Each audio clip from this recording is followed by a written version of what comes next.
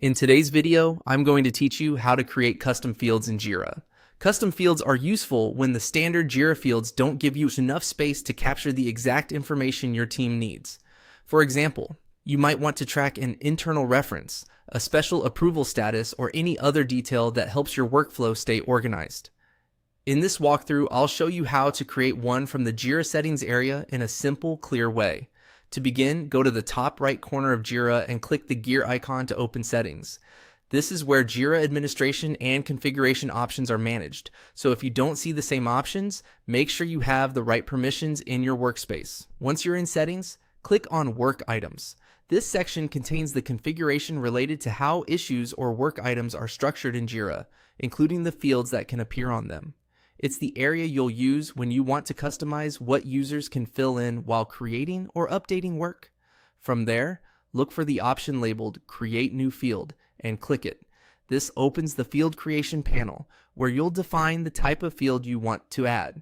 This is an important step because the field type determines how users will enter information. Depending on your needs, you might choose a text field, a selection field, or another available format.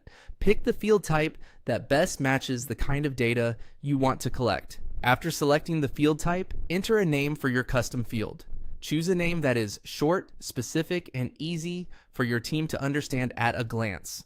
A clear name helps avoid confusion later, especially if your Jira instance has many fields already in use. Next, type a description for the field. The description is helpful because it gives users extra context about what should be entered there. If the field has a very specific purpose, the description can reduce mistakes and make the field easier to use consistently across the team. When everything looks good, click Create. Jira will then generate the custom field based on the type, name, and description you provided. That's it. Your custom field has been created. As a best practice, take a moment afterward to confirm that the field is named clearly and aligns with your team's workflow before rolling it out more broadly.